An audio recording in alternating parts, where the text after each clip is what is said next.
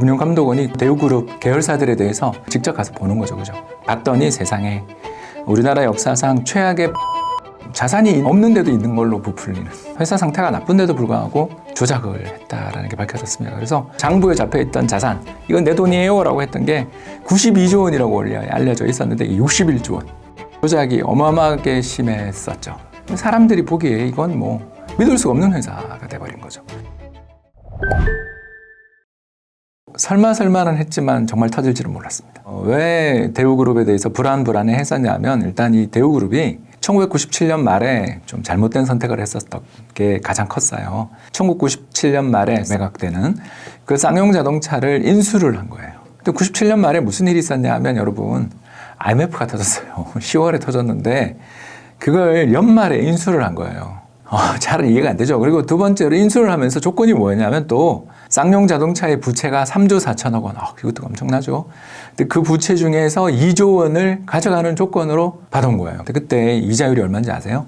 25%예요. 아무리 세계 경영을 부르짖으면서 공격 앞으로를 외치고 있던 대우그룹의 김우중 회장이지만 문제가 있다라는 신호를 주변에 주기에 적합했었고요. 특히 문제가 뭐였냐면, 이 대우그룹이 가지고 있는 주력 산업이 조선이나 자동차인데 이게 전부 경기랑 민감해요. 그렇지 않습니까? 경기 조금만 나빠지면 공장이 멈추고 또는 건설 현장이 스탑되는데, 거기에 굉장히 민감한 산업을 가지고 있으면서 이 불황에 그걸 투자를 더 한다.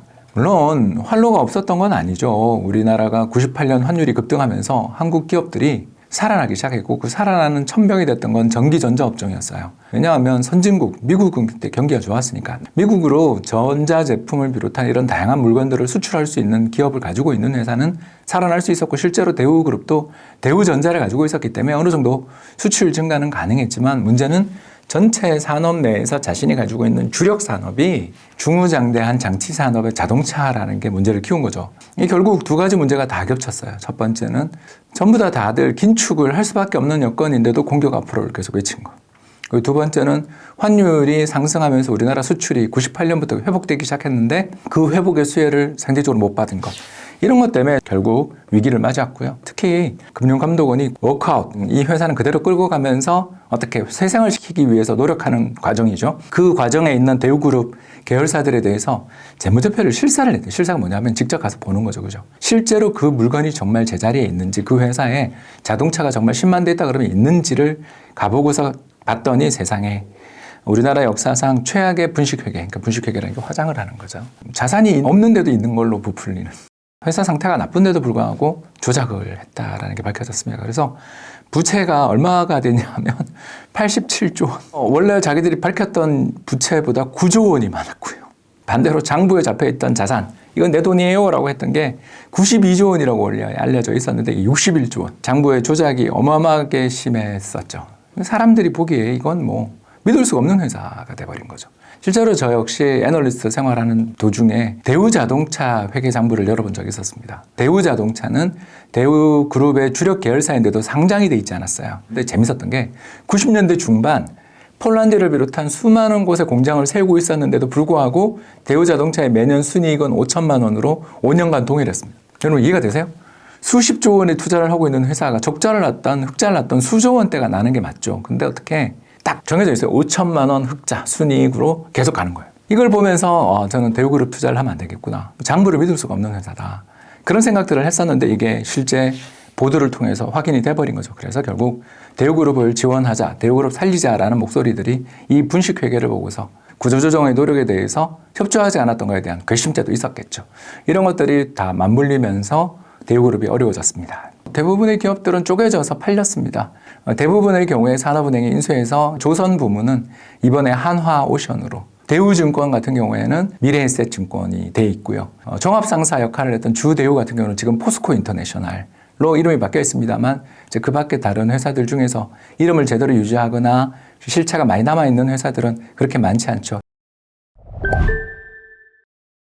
분식회계라는 게 아까 방금 이야기한 것처럼 자산이 없는데도 있는 걸로 부풀리는, 뭐 대표적인 게 이제 그런 것들이죠. 5년 전에 만들어진 자동차라 중고차 값으로 팔아야 되는 자동차인데도 신차 값을 달아놓는다는 식으로 재고 자산이라든가 이런 것들 부풀리는 식으로 자산을 키우고, 또 매출도 아직 팔리지 않았지만 재고로 잡아 있는 자산들 악성인데도 팔릴 거야 그러면서 매출로 잡아놓고 이런 식으로 회계장부를 조작하는 게 바로 분식회계입니다.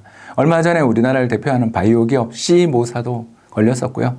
우리나라를 대표하는 또 중화공업의 대표 기업인 H모 그룹도 회계분식을 발표해서 시장에 충격을 준 적이 있었을 텐데요. 우리나라는 회계분식이 대단히 빈번한 나라이고요. 이렇게 빈번한 나라가 돼버리면 그 다음 두 번째 문제가 생깁니다. 뭐냐 하면 투자자들이 기업의 재무제표를 믿지 않게 되죠. 신뢰가 낮으면 어떻게 되죠? 가격을 일단 후려치고 봅니다. 왜 우리나라 주식시장이 다른 선진국에 비해서 저평가되어 있다는 이야기를 많이 하는가? 이런 이야기들을 많이 들으셨을 텐데 배당 수익률이 낮기 때문이다. 최악의 주주 중시 경영 나라, 즉 주주 홀대가 일상화된 나라다. 이런 것 때문에 우리나라 주가가 싸게 거래된다라고 하지만 사실 뒷 배경에는 수많은 한국의 기업들이 회계분식을 일삼아왔던 과거의 전례가 있기 때문에 투자자들이 기업의 장부를 믿지 않는 연쇄적인 악순환을 일으킨다고 볼 수 있습니다. 문제는 과거에 이런 수많은 기업들이 회계분식을 일으켰는데도 불구하고 왜 대우그룹만 망했냐? 제가 봤을 때는 증자를 못한 게 가장 결정적 이유가 아니었나 생각합니다. 그때 현대증권의 이익치 회장 혹시 기억날지 모르겠습니다. 바이코리아 펀드라고 한국을 사자 펀드를 만들어서 수백조, 수십조 원의 자금이 주식시장에 몰려들면서 종합주가지수가 단번에 200포인트대에서 1000포인트로 뛰어올랐습니다.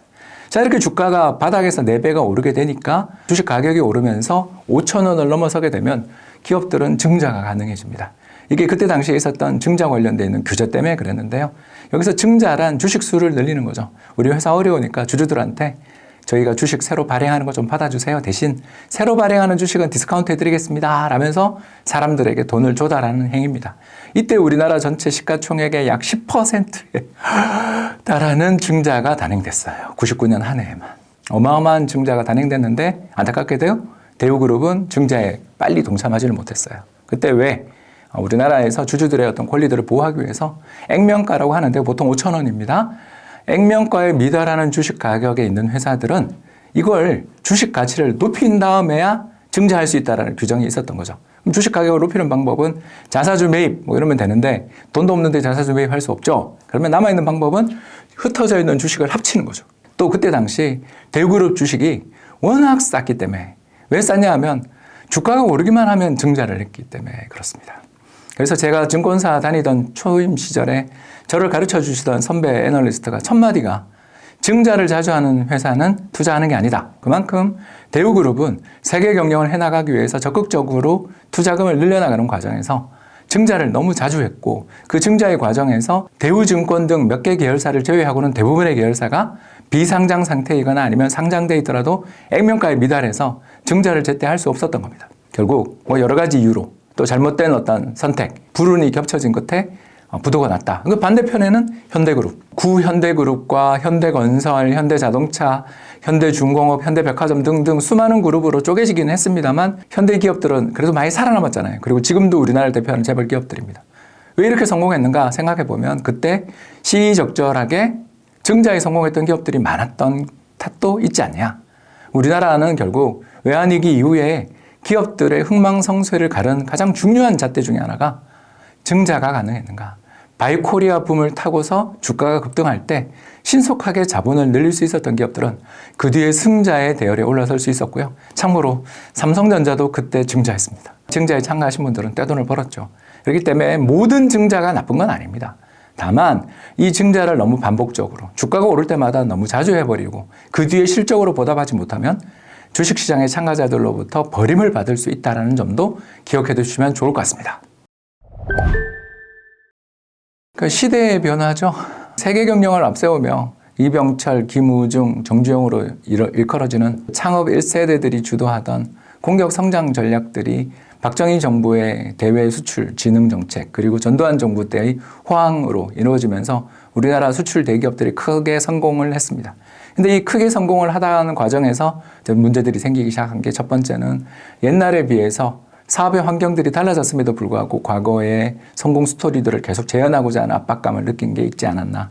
그리고 두 번째는 정부가 예전에는 금융기관들을 통해서 장기 저리의 자금들을 제공하는 식으로 정부가 이니셔티브를 쥐고 있었던 시기였다면 90년대 이후 우리 사회가 민주화되는 과정에서 정부가 대출을 통제하지 못하는 과정에서 수많은 기업들이 직접 자금을 금융시장 혹은 해외에서 종금사 등을 통해서 조달을 하기 시작하면서 이 산업 간에 있어서의 과잉 투자 문제들이 많이 불거졌죠. 대표적인 산업이 조선과 자동차 산업이었던 것이고요.